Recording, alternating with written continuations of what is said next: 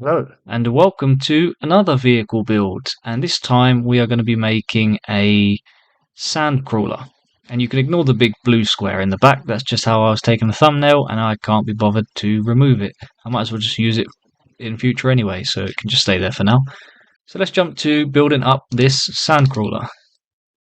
Now, I think what I am going to do this time is I'm just going to lay out a couple of blocks for the scale, because this is going to be quite a lot larger. And unfortunately, I'm not sure how much of this I'm going to be able to include in the video, because building a large one like this is going to take a while. And I forgot I was in creative there. Alright, so it's going to be roughly this size, which actually isn't too bad, but I might have to make it a little bit bigger, depending on how some of the angles turn out. Okay, so I have a design in for the wheels. Obviously, you only need to focus on one because I just copy and pasted them all to each other. I've got some grindstones in here for the small little wheels. I did use the deep slate tile here with slabs and stairs, and this is actually not the same as the top. The top is a half slab on there just to make this bit a bit thinner. There's a bit of texture and colour on the actual inside of these wheels, and I did try and put these on the edge, but they just looked a bit flat, so I pushed them back. Unfortunately, due to the thickness on the inside, they're actually here, but I mean, the odds of me coming in and seeing that, I might get a glance of it out the corner of my eye, but it's fine. These in the middle, I've just temporarily put some blocks there. It's not going to be brown concrete. And once I copied them, I do think it looks quite good. However, it's already a bit bigger than what I wanted. But that is actually fine, because I'm going to use this as a villager trading hall. So the more space, the better. Can't really complain. And if it's big enough, I won't have to make two of these. And judging by the size of these wheels, I probably am going to be fine with just one, which is actually ideal. I'd rather not have to build two, so I'd rather just build one a little bit bigger. But quite simple. I've got the spruce wood stripped in here just for the colour, and then the packed mud just as a little bit of a tint up here, and some black concrete mixed in with the chiseled polished black stone there. So it's a simple block palette, should all be fairly easy to get. I was originally playing around with the idea of using the weathered copper trap doors, but then I would need honey or honeycomb, and I don't have a honey farm right now. And I think the grindstones actually are a bit better anyway, they're more 3D. So now it is on to starting to add the body in, and probably what I'm going to do is just make a frame first, just try and get a rough shape before I start filling in any colour or details. And now I have a basic outline of the vehicle here, and actually this I'm going to extend. Oh, I already did. So originally I made this a bit shorter, and it didn't feel like it would fit up nicely with this. So there's multiple panels on the outside. So you've got this big triangle one here, a small triangle one on the side there, and this kind of indented shape, and then obviously the gap here where the platform that you can walk into it on will come down. And I'm going to be building that with it open, because obviously being a villager trading hall, I need access to this building. So then there's a few panels on the side, as well as on the back here there's like a small panel with some grates almost, just some metal plates, and then the back kind of curves in as well, and that will have like a bar down through the middle, and then some engines in the back here, and obviously it's the same on the other side as well. So now I need to start actually making up a pattern for the walls here. And what I might do actually is just fill out the walls first, and then I'll replace blocks for the pattern. That way it should be a bit easier, because if I'm trying to do the pattern and the angles, it'll be more difficult. If I just place the blocks in, then I'll know where the block should go for the pattern anyway.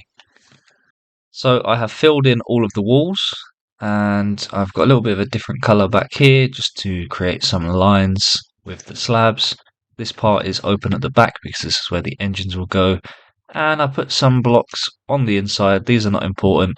This was just actually me testing like what kind of configuration I could put villagers in and how many I could fit, and to be honest, I don't need to do them this compact. If I was to have the whole thing lined up and all of these lined up, there would be enough space for over 1,000 villagers. So I don't need that much space, which is great news, because it means I can actually do a bit more of a design inside and just fit them in a nicer place. But the walls here were pretty difficult on the angles. All of the other ones were fine. I literally just went block to block, straight lines all the way across. Same with the floor and the door on the front. But these sides were where it got a bit tricky. I'm not sure if this is the best layout for it, but I think it works. So I'm quite happy with it, and they follow a simple pattern. That way I can actually copy this into my survival world rather than trying to struggle to build some weird angles. So I'm happy with how that's come out, and now I need to add some details to the walls. So I am working on a bit of a design for the sides, and I've got some mud brick walls here for some pipes, just some trapdoors to give a bit of texture on the front. These kind of have like a panel texture inside here, and just some stairs. I'm using the stripped spruce logs and blue wall and brown concrete all the way along with some black concrete in to just create some holes and darken those out. And I just kind of place some of these along here. I'm not sure about these ones. They do look a bit strange up close, but then when you start getting a bit further away, the texture starts to blend together a little bit better. And at the top here, I also use some packed mud because there's some kind of stained areas, as well as some of these exposed copper trapdoors and some spruce trapdoors for a little bit of a pattern on the top here. We've got some fences inside here, dark oak fences, just to block out this window. And I've just kind of used the brown terracotta to place down a bit of a pattern, and I think these two parts are pretty much finished now. And I need to work on the back side there and the front side here, and then obviously repeat it on the other side. As well as in this hole here, I'm not sure about having these stairs coming out like this. I just think it gives a bit more depth to it. And then obviously if I can get in here, just place some brown concrete for these walls, just to extend them out. And then this should actually come out a bit as well, just so that when I'm outside you can not really see straight in, and obviously there will be an interior to that as well. And that's a bit of an entrance there. Right, let's work on the back side now. So one side is now finished. I basically followed the same pattern on the front end, and to be honest, I didn't really follow the exact pattern of a Sandcrawler. There's too many panels to be able to make all of the lines. So I just tried to spread them out and make them look a bit uneven, like they're kind of chucked around, as well as this little black patch here. There's a dark patch, and then more of the packed mud on top. And I just spread some brown wool around all of the gaps. And I also did the back end, and there's some kind of, I don't know what they're called really, but it almost looks like ladders. So I just placed some ladders in here either side of these holes, and I just placed in these trapdoors to give a thinner angle around this part and just give some detail, as well as placing in some trapdoors in these gaps here. Now obviously I'm going to be using Elytra most of the time, so that just gives a kind of trim to the top of the hole. But if you're not using an Elytra, you might be better off placing those trapdoors on the bottom half, because now it's like all you can see from down below. As well as actually using some of these trapdoors to do some of the details, I also used some of the stripped dark oak here because there's a big dark panel. And on the back part I also used black concrete around because there's some kind of darker patches and bits sticking out a bit more, but same thing really. I just kind of placed around some brown concrete randomly. I also placed in these dark oak stairs here because this area has a bit more of an angle to it, and there is something on top of these, like two little boxes. I'm not sure what I could do for those really with this, with the way this is set up. Maybe I can use a different type of stair. I think I'm happy with how the side looks, and if I actually just come back a little bit, you can see as you get a bit further away it all blends in a little bit better, and I think from a distance it looks really good. So all I have to do now is copy that onto the other side, and then I have two more spots to do, which will be the top and the back here with the engines. So one other thing that I actually forgot that I need to add is the front end. So I've done a bit of a pattern on here, just some polished deep slate slabs and some smooth stone slabs and some dark oak slabs. And then for the bars that lower the front end, I've actually just got some mud brick stairs here, some grindstones, and then some brick walls with the same thing reversed on the top. and just at the moment a bunch of dark oak planks going across just to give it a bit of support. That was just to check the visuals. I might not keep this, that's going to be counting as part of the interior, and it will depend on where I make the floors. I won't be making the interior in this video because it's not going to be specifically a Sandcrawler interior. It's going to be for my villagers, but I'm going to give it a bit inspired, put some mechanical things in there. So now let's jump to the top of this, and in fact, actually, because these are open, it might be better if I do the back first. So I have actually finished up this build now. If I just come around the back here, you'll see this is what I have for the engines. It was a bit tricky getting the shape in. I went with a few different blocks to just kind of separate it up rather than all blending in together. So we've got the deep slate brick stairs, the stone bricks, we've got the black stone walls, deep slate tile slabs, regular andesite, black stone slabs, more black stone walls, polished tough walls, and more of the deep slate bricks for the main part of the engine. I covered all the back in with black concrete, just because it kind of covers up the gaps and implies that there's more behind it rather than me having to go in and build more. I'm not sure I'm too happy about how these andesite blocks go against the wall, but I did want to thin it out a bit more towards the bottom. And also I doubled up on these stairs here to give it a few rings to give some texture on there. I put some dark oak stairs around the edges here and some mud brick walls and spruce fences in the middle just for a little extra detail there. Then I put these underneath the dark oak slabs and some stairs at the back just to kind of blend it in rather than it just having a straight right angle there. Then I have a bit of a wall here, which is actually a layer. So there is a gap under here, and we have the mud brick slabs and mud brick walls for some pipes coming around to the top on both sides. Also on the side here, I added in some more brown terracotta on the sides with these to create kind of a pipe or something up here. It's not really a pipe, it's kind of a, I don't know really what you would call it, to be honest. There's just like a little box attachment there, and then there's like a banner made of, I don't know what, that many different pictures have different colours for it, so I just went with the black stone to make it stand out, and it has the gap so you can kind of see through. And then on the top here, we again have the deep slate brick stairs, and we have some andesite stairs. The andesite to make it continue up from this, and then the deep slate brick to kind of create a circular top, along with some dark oak slabs just all around the bottom here. That way it just blends it into the base. And I made this layer of brown concrete one lower than this one, just to make it dip down a little bit. Same on both sides with campfires in the middle and some black carpet. And that's kind of how I did the back there. Then on top, so as I said, this layer is one layer higher, just to give a bit of angle going down. And I basically just used a lot of mud brick walls and packed mud on the top to create some pipes all along the top here. Same with this section, a couple of boxes with some pipes going out either side. And I used the same texture on the top as I did on the sides. So it's mostly brown concrete with some brown wall mixed in and lines made of brown terracotta, because originally it just looked quite bland when it was all concrete, so it's just better to have a bit of texture in there. Then on the side there's some kind of panels.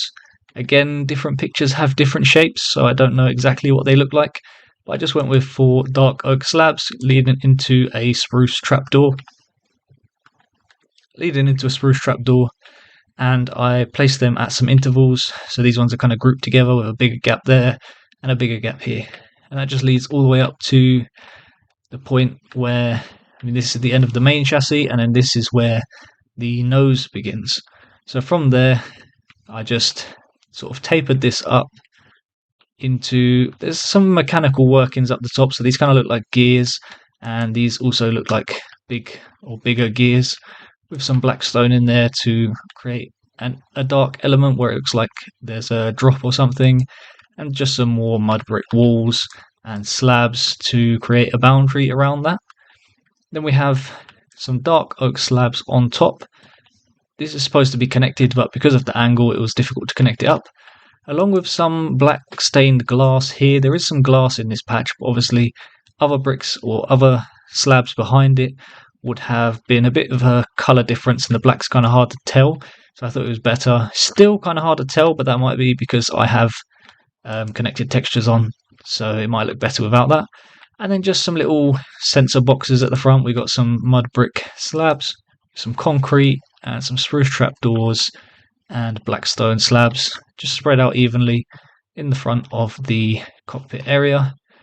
Obviously this side I also filled in, and this side is exactly the same as the other side, but it can be difficult to copy when your picture is technically backwards because I needed to do everything in reverse, and especially the nose here. What I actually had to do, because it was too difficult copying from a picture, I came inside here and I literally just went boom, boom, just copying it over from that side. So the last bits as well, I added in this little box down the side here. This is obviously the staircase that can lead up into it, as well as they have the tube that they drop the droids out from. This isn't great, to be honest. There might be a better way. And now that I think about it, maybe it would be better if I did it like this, with these stairs. If I put them this way, actually, that's way better already. See the difference when you just make a little change? That already looks better. Still not particularly happy with the tube, but I'm not sure what else I could use for that. So those are the sides.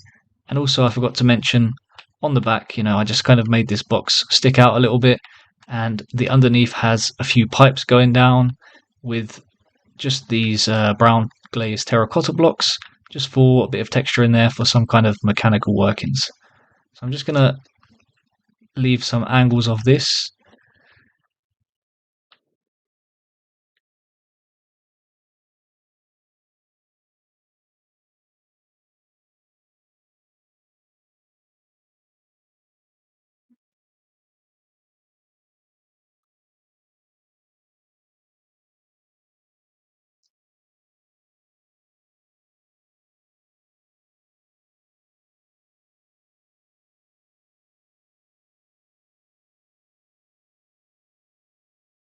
Now, as I mentioned, I'm not going to be doing the interior for this, but I will be doing an interior when I build it in my survival world. And for that, I'm going to do that in my episodes rather than as one of these videos, because that's going to be designed specifically for when I make my villager trade-in. So, I mean, that is a very large build. It took me a very long time to do, so I'm sorry if this video hasn't come together very well, because it's kind of difficult to show all the steps and not make it an extremely long video. But if you'd like to see an extremely long video of that, I could maybe go through and exactly match up what blocks to use and where, because I'm quite happy with it. I think I've got the angles just right, especially on the nose here. It's quite difficult to get the panels. There's one panel along here that kind of comes outwards, and then there's a line along here where it's its lowest divot, and then this other big panel also comes out down this way. So the indent was a bit tricky to do, and I also didn't texture the front of it. So I could just do that now quite quickly. Shouldn't be too difficult. Just place in some blocks like this, and if you give me a wool and one of these, actually, because of the angles, that's not going to come out well, is it? I think maybe one across here would be better. And we would probably need to do 2 lines going up.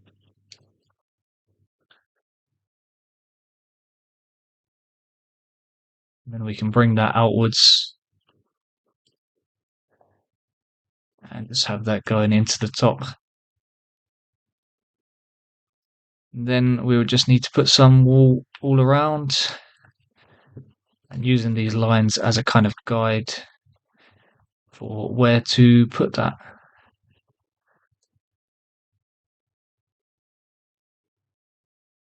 And it's not great, but to be honest, I'm not particularly worried about the front being too detailed. It's quite a small area.